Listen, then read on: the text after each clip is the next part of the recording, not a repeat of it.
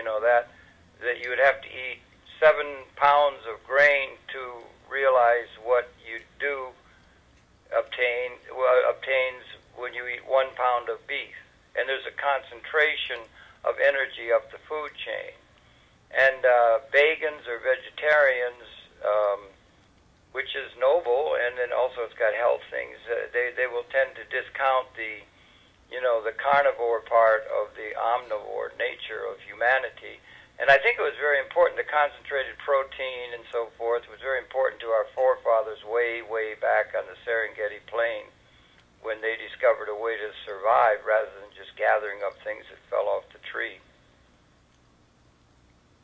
Hello. That's very controversial, isn't it? I suppose there's a lot of people who think that way, and then there's a lot of people who would reverse argue and say, well, you can feed 7 people instead of having 1 person gormandizing themselves, and then that would be a thing where you've got so many people who are in terrible need, while the others are, you know, taking it. And so that's a metaphor that could apply to an unjust social order when you have certain bosses running everything and living it. Or they got to Versailles and they had those great castles and those big wigs they would wear, and they were in the catbird seat.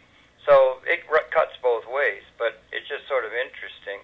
But as to being in touch with the samadhi, that's something that's very interesting to me in a comprehensive sense, and that would blend east and west, up and down, black and white, and all the other dialectics and so forth. That would be a sort of resonancy or a resonance of what I would call a liberated humanity. But I tend to see the most important thing still, and you mentioned it about Seth. The most important thing, as far as I look around, is not even Barack Obama looks like he's on the television now. It looks like he's heading for the Democratic nomination. He's very charismatic and so forth.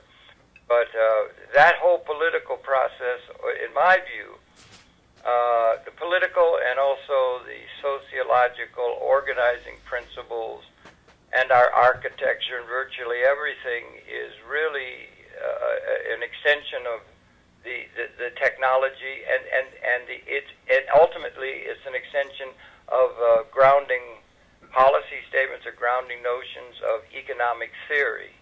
Mm-hmm. And so economics is the thing that, for good or ill, is the major thing to be done, but then take it against the backdrop of, if it's possible that we are transcending material scarcity within this frame, it's the result of technology, extended consciousness, and it would be good for us to be able to understand that as we come to an Oxham's razor thing where we can apparently, and it should be modeled, destroy the whole species, or perhaps liberate humanity through appropriate economic, largely through appropriate economic systems of understanding and implementation of institutions that would, in a certain sense, liberate people from the constrictures of the sociological, political, economic organizing principles by which we have operated and continue to operate.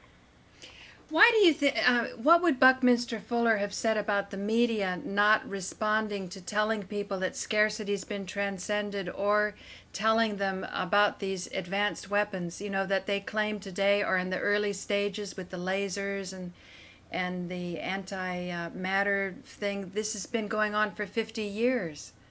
It's, you know, these weapons are supposed to be the hottest thing since nuclear weapons. That's how advanced they are, and they're not talked about other than military circles. What did Buckminster Fuller say about it? Well, he's got a sign up. If you come tonight, you got a sign up on the wall here from the Buckminster Fuller Institute that there's a race on between the investment in killing Re as opposed to living Re. That is the major problem confronting us. And the leading edge of technological or of research has been led by military considerations by your political leaders. They wanted to get, even Leonardo da Vinci and so forth, they wanted to get an advantageous piece of technology that could give them political power over others so they could be in a position of winning. And that's part of the historical development. Because my sister pointed out that these the horrible slaughterhouse scenes and so on are being shown now on television, and yet if you put up on YouTube a body of somebody who's been the unfortunate recipient of one of these advanced weapons, it's taken down immediately. And I don't think you'd be allowed to show it on M&N. It's interesting you say that. You said that, yeah, they just had, it's in the news, Google News. I click in there and everything. But they just had a huge suit and recalled a great deal of hamburger that is really going to roil the markets and everything. And it's based upon, I noted in one thing, I didn't go into detail, it's based upon the ill treatment of the cattle. Right. Which is a very interesting concept. And if you've ever been to a chicken factory or a hog farm, it is absolutely unconscionable. Yeah. They treat those things always looking for a bottom line advantage, but it's absolutely horrible, and it should not be countenanced. I think there's going to be a big animal rights movement that's going to become politically relevant. The chickens should be walking around in the yard or something, and I think they don't have to stick them in cages. I don't want to go into depth, but that's interesting on that. But I forgot the other point of what you were... Well, the other point that I'm saying is you can't even show the human beings that have been suffering from these advanced weapons that the media is denying exists. Well, the advanced weapons, yeah, I guess. No, all right. Yeah, I know they're there. That there's weapons. The research is going to make it possible. Is that they will say, the neocons will say all they want is full spectrum dominance of the whole of the Earth and also outer space, and they want to get out into outer space, the commanding heights, as they would call it, with their technology, and they will give grants of research development to those who are leading towards something quote-unquote practical, which will give the people who are financing that an advantage in terms of their ability to coerce, which is one part of power, other people so that their system can, that they believe in, like a cult. You were talking about cults, that kind of thing. And so that's been the leading source. The Defense Department's been the leading place in which research grants are given to universities and to the think tanks and or the political process and the business process. So I don't quite understand, but the weapon systems, I think the destructiveness in terms of, maybe it's wrong to try and make the point that there's something existentially new. I think it is the case that they reached a point where they were species lethal and so forth, but it was thermonuclear and germ and that sort of thing. And the weapon systems that they're talking about, the taser, you see the guy got tasered the other day? Yeah, but I think even tasering is a distraction. I'm just saying what I'm going to do is, this isn't nuclear weapons. I have a fork. I took a little break and had some apple pie. Right, good apple pie, yeah. Yeah, well, anyway, I don't know if you can see. This is my fork. Now, with these... yeah, I see a fork. Yeah. Okay, so if you put these microwaves on this fork, you could turn it into dust. So this wouldn't be controlled demolition and thermite and all that. If you understood these weapons that could turn this fork into dust, you could dustify the World Trade Center. And it would be very simple to understand how it came down. And you would also understand who did it, because you simply have to know who has access to those weapons. Yeah, well, I think that's something that those weapon systems as they exist, it's not in the literature about microwave and beams and so forth. I mean, those things, it's not in the literature, and you're saying it's, if you look at YouTube, that's one thing, but YouTube takes it down. Here's where you find it, Harold. You find it in those areas where they're seeking investment. And the general population that you think needs to be informed are actually strategically misinformed through these different cults. So that if you join the cult, you are shamed for considering it. And yet it's so simple. There's conventions on it. There is in Air Force journals. There's articles about it. Again, soliciting investment. So when you solicit investment, you sort of puff up what you can do. So maybe they might exaggerate a little bit, but you can't imagine that the investors or the institutions investing would be so stupid that they would put money into something that was completely impossible. So that's why I'm saying to dustify the World Trade Center, to use the microwaves to turn metal into dust is something that these weapons do, and they're not in the early stages. They're 50 years old. Yeah, well, I would think so. They probably research it along those lines, and then there's some research, probably like entrepreneurialism. Most entrepreneurs fail. Yeah. Probably most research things fail when you're in the realm of venture generally. So you got that, they would do it, but I would think that just in the literature, and then technology also is a two-edged sword, because some people would say, why do you have to have a television when you've got radio, which is perfectly good? And there are people who say, who needs radio when you've got the printing press? And they would say, who needs the printing press when you got a bunch of monks who can get jobs writing calligraphy and so forth? So technology is a cutting-edge sword, and that's exactly the point of the metaphor, or the assertion that the technology that exists roll into that on top of the nuclear and the thermal, particularly thermonuclear and germ warfare things. Roll in weapon systems that can make a World Trade Center dust. And then if you bring it in, that's the actual activating of that system. And with the fact that there's no airplanes, some people say it was all a media thing. That involves big interest in terms of the established systems.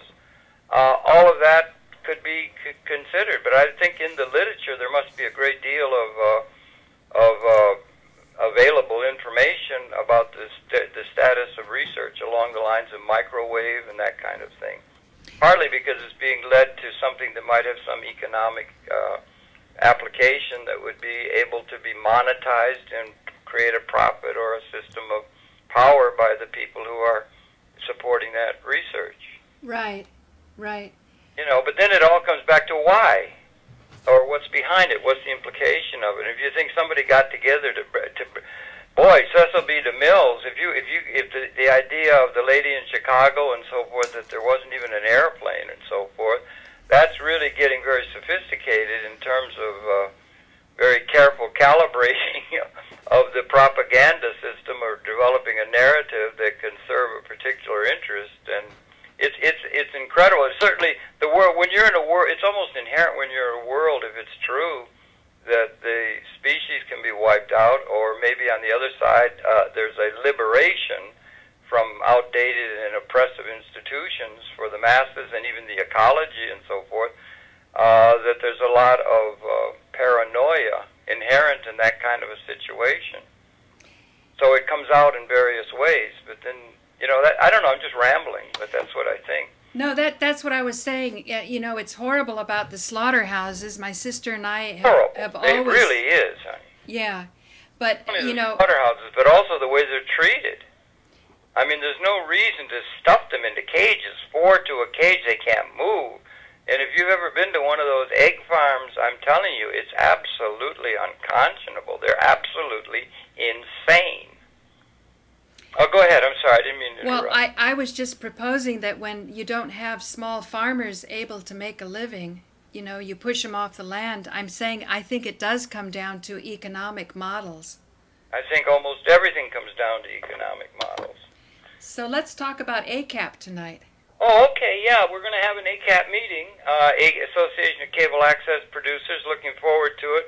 I sent out a little notice last night, a reminder again of that, and we had I think there's a great opportunity for there to be developed. I've been doing a lot of research on the state of public access nationally, and a little less, but also certainly on a world scale.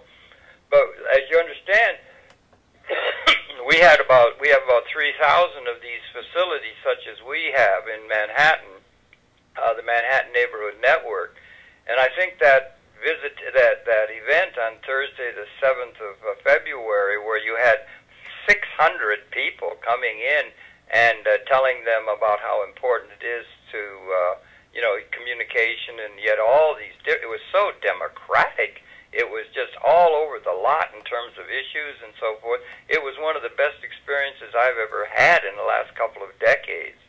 And so it's an important movement, and there's places around the country, Portland, Oregon, San Francisco, Los Angeles, all over. And I think we should keep in mind that we have, I think on the whole, a really very well put together system here in Manhattan. And so what I've been looking at are the systems around the country, including the Alliance for Community Media, which is an umbrella group down in Washington. And I'm looking at it for principles and guidelines, policy guidelines, mission statements, that sort of thing, about what are the best practices that can vouchsafe the integrity of this access movement. And the access movement is blending, of course, with the internet and the computer developments. Had an email from a friend who said there are people who've dropped out of Manhattan Network and they're just putting it on the internet, their whole programming effort now and so forth. So that's the thing that's developing, but it's sister.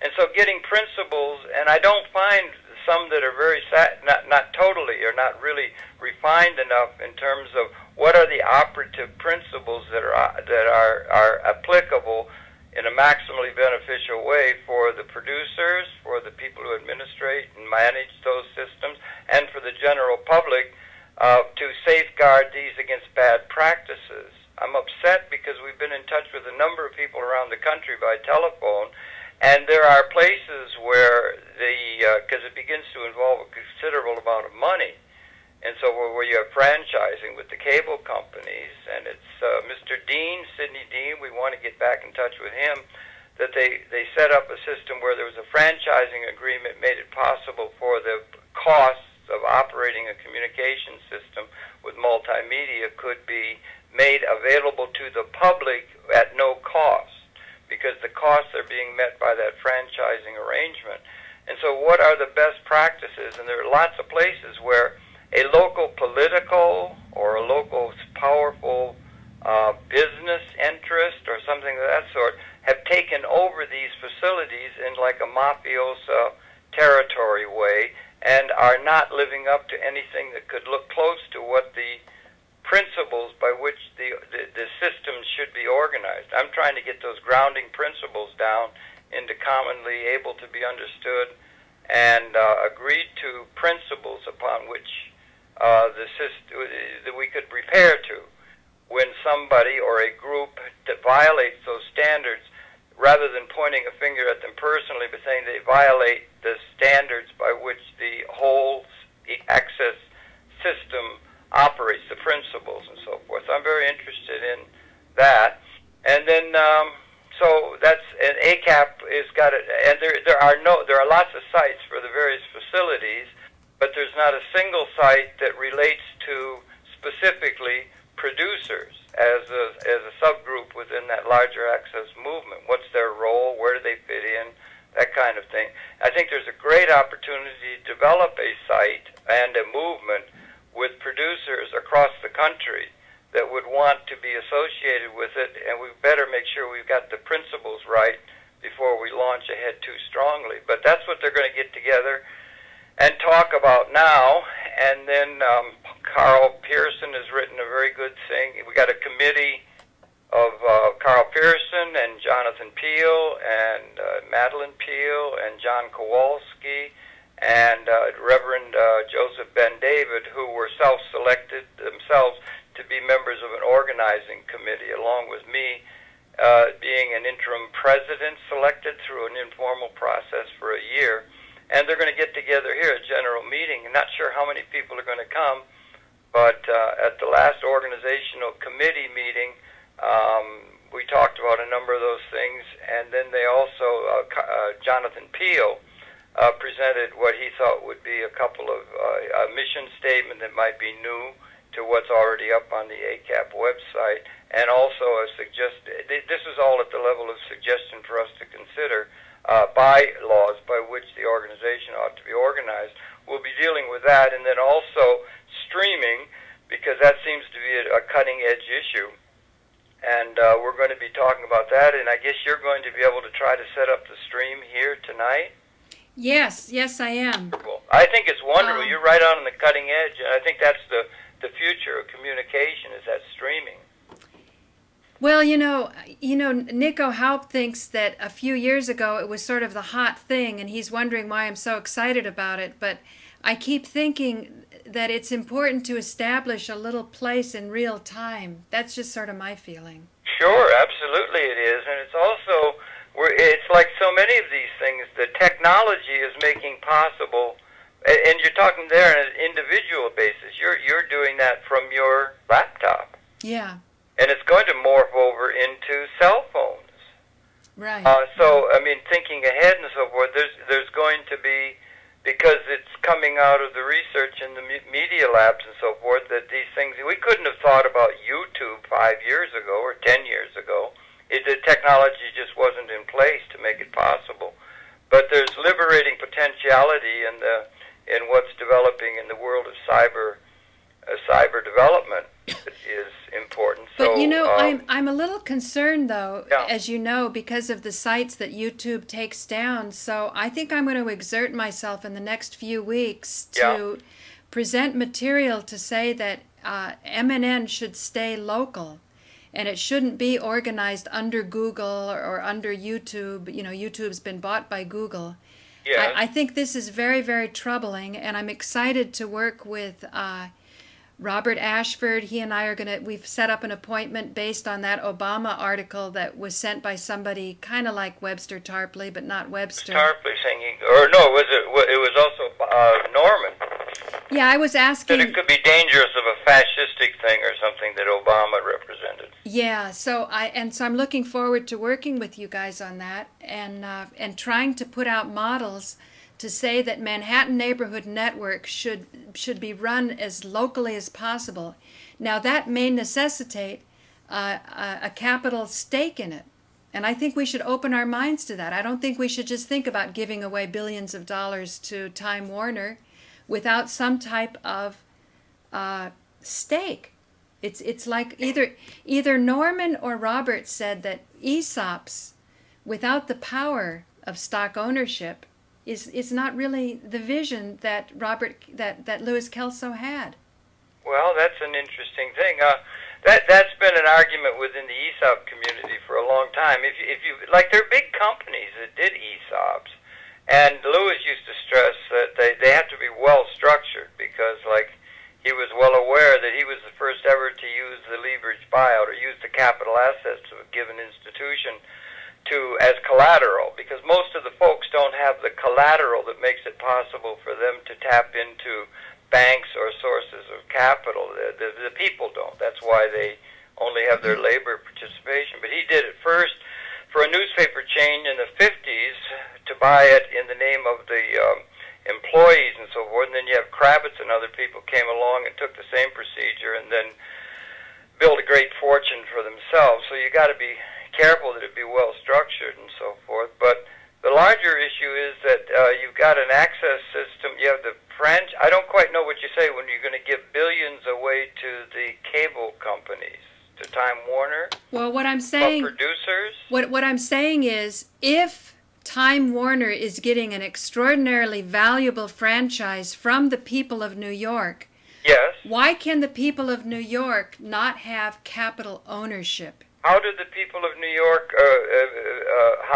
I'm sorry, let me back up a minute. One of the arguments about, they had Avis Rent-A-Car, Wirt & Steele, big companies would do it, and one of the questions was, you have a management board that's running that company, and it's a very careful, it's a skill to be able to be management. A lot of the business is all wrapped up in that. Should the people have a say in how the place is going to be run? Right. You're going to put Harry on the assembly line here, and you're going to put Mabel in the... I say yes, because now that we have 9/11 TV fakery, we see that for reasons of national security, it's too dangerous to have so much capital in the hands of so few. It's always been that way. Whereas if you distribute the capital, I think this is where scarcity will be transcended, is you have to also hand over the power and the responsibility of that power. Well, okay, that's one way of seeing it. You have to hand over. It might well be that you want to have. Wouldn't you think that would be better? Okay. I don't know that it's necessary. Isn't that better than drawing and quartering them? I mean, if you found out that some of the people that you most respect and this society most respects are most responsible for 9/11, wouldn't you think that there would be a lot of angry people? And wouldn't it be better, before you have a lot of angry people, to actually have something on the table to say, out of compassion for you and the temptation that you have succumbed to, we will see to it, not that you're punished, but that in the future it won't happen again, because we are going to distribute capital. We're going to do it how Louis Kelso saw it. We're not going to slap your fingers. We're not going to draw and quarter you. We're not going to shame you. We're not going to find a scapegoat to take the flak for you. Yeah. We're going to change the problem where the problem has started. I think that's kernel of a way in which you're going to be able to have something that's going to be inclusive of everybody, rather than there's an awful lot of energy generated by that, by the fact that things, the existential situation we're in, there's a lot of upset, and there's a lot of energy, political energy, directed at the people who are supposedly responsible for all the bad in the world, and that's a very powerful, energizing impetus and so forth. But I don't know. But can you use that energizing impetus to put something positive and constructive on the table? We only have 1 minute left, Harold. Oh, okay, yeah. Well, I think you have to get the system right first, and that's what we're working on now. And I don't know that it's necessary that the people. Actually, I see leisure coming, and it's mostly as an instrument of capital formation and income distribution that will be done by the technological systems. And I don't know that the people have to be involved in managing those technological systems, except that they will become and you could use that principle to go up the risk line from something like Social Security and have simul financing, where you build capital accumulation to do the right technology and so forth, and income distribution. So I don't think that people have to be worried about how to vote their shares and so forth in terms of running the company. I think the people should be worried. Micromanaging the company, the management team. But I think the people should be worried, Harold, because I think what happened on 9/11 is troublesome. It sure as hell is. I mean, it's a lot troublesome. So you're coming up on a deadline on your tape or something. Yeah. So okay, so just rambling on. We'll see. You're going to be coming here tonight. It might be raining. Absolutely, I'm going to be there. It says it's going to rain. Oh, really? Well, maybe I'll come over earlier. Okay, if you can. We're here all day. Okay, great. I'll be in touch with you.